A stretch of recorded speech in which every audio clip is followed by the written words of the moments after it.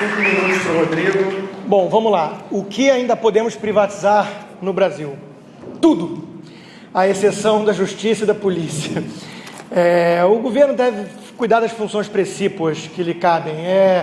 Proteger os indivíduos de terceiros nacionais ou estrangeiros, polícia e forças armadas, e justiça, um mecanismo de aplicação de leis. Eventualmente alguma coisa de regulação de alguns setores para tentar mitigar essas tais falhas de mercado com muito cuidado e cautela, porque normalmente eles pioram os problemas.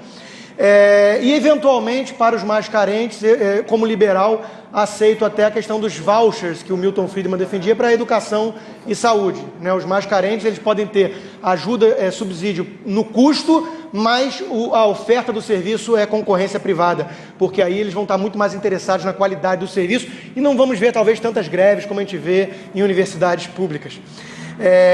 Uma outra coisa que eu queria chamar a atenção, só para voltar antes na questão da Vale, da história sempre do profeta do passado.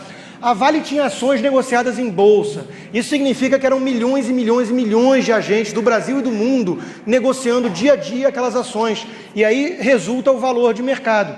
Pois bem, a CSN na privatização pagou 20% a mais pela Vale do que valia em mercado, do que qualquer um aqui poderia ir lá e comprar. Então, sempre que alguém me fala que a Vale foi vendida pelo valor da porta, da casa, alguma coisa assim, a minha pergunta é, ficou rico? Porque se não ficou rico, né, tem que explicar por que não ficou rico, porque podia ter comprado com 20% de desconto daquele valor que foi vendido no leilão. Então é claro que a Vale mudou muito de patamar por causa da China e por causa do próprio mérito da empresa privada. O que falta privatizar? Comecemos pela Petrobras. É uma ineficiência, o petróleo é nosso, é uma falácia, é um slogan nacionalista bobo. Alguém sente aqui as vantagens desse petróleo nosso? A gente paga gasolina cara, a gente ainda importa combustível depois de 50 anos de monopólio da estatal nesse setor.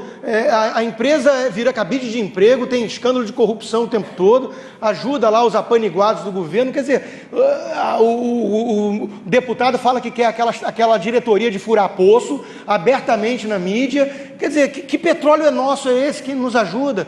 Eu brinco que tem uma máxima no pôquer, que é o seguinte, se você está sentado na mesa e 30 segundos não percebeu quem é o pato, você é o pato. Na questão da Petrobras é igual, se você está sentado aqui e ainda não percebeu a vantagem do petróleo ser nosso, pode ter certeza que você está no meu time aqui, a gente paga a conta. É o time dos otários, que paga a conta do petróleo deles, né? Só para dar um exemplo, 650 milhões de reais em 2 anos de destino a patrocínios culturais. Alguém tem alguma dúvida de por que artista e intelectual defende tanto a estatal? É uma montanha de dinheiro capaz de questionar a convicção do mais liberal dos liberais, né? Então tem que tomar cuidado com isso. O crescimento de produção da Petrobras nos últimos 10 anos é 2,4% ao ano. Isso é medíocre, isso é pífio. A Petrobras anuncia todo ano projeto de metas em torno de 5 a 6% de crescimento. Ela cresce menos do que uma empresa madura num país maduro. Quer dizer, é muita ineficiência, muita, né? Vários outros, os bancos devem ser privatizados, os correios devem ser privatizados, os bancos estão fomentando uma bolha de crédito no Brasil. A crise de crédito na Irlanda, na Espanha, na Islândia e nos Estados Unidos tem a impressão digital do governo em todas as cenas do crime, a começar principalmente pela pressão de crédito concedido a pessoas de baixa renda por aquela questão da visão míope, de curto prazo eleitoreira, né? Todo mundo tem o sonho da casa própria.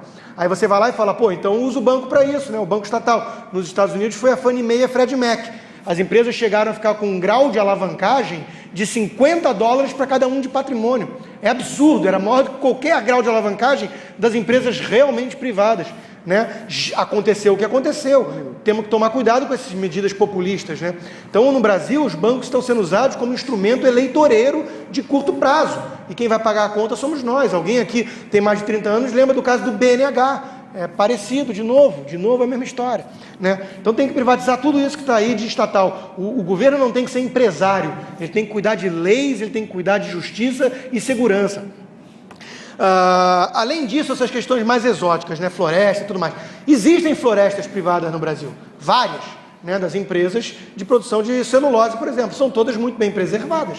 Eles têm todo o interesse em manter a galinha dos ovos de ouro e não explorar com visão de curto prazo, né? Os países mais poluidores do mundo em termos per capita ou em termos de produção de PIB, de economia, são os países mais intervencionistas e socialistas, né? A China, a Rússia, esses países poluem muito mais para cada $1 de PIB que eles produzem ou para cada habitante que eles têm do que os Estados Unidos em termos de renda, né? Então, que história é essa de que o Estado vai cuidar da questão do meio ambiente? Não vai cuidar direito, não vai cuidar, porque tem interesse de curto prazo, tem um horizonte curtinho aqui, focado nas próximas eleições. Na África, para fechar, um caso bem exótico, tem 2 países que resolveram seguir por caminhos totalmente diferentes. Um deles, ambos estavam tendo uma queda acentuada da população de elefantes, por causa do marfim e tudo mais.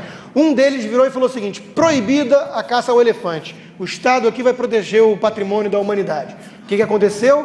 Quase acabaram os elefantes naquele país. A Quênia, se não me engano. O outro foi o Zimbábue, antes do Robert Mugabe fazer a destruição total com base na crença socialista dele. Mas o Zimbábue fez o seguinte: não, vamos dar propriedade local para esses lugares todos, florestas e tudo mais, e vocês façam o que vocês quiserem. Alguns começaram a cobrar, e caro, pela caça de elefantes. O que aconteceu nesses lugares? Os elefantes, com a população, se estabilizaram e até mesmo cresceram. Porque eles mesmos não queriam deixar que os caçadores ricaços, excêntricos e entediados do Ocidente fossem lá e matassem todos os elefantes para não acabar com a atividade deles. Então, a propriedade privada com foco no lucro preservou até mesmo os elefantes na África. Obrigado.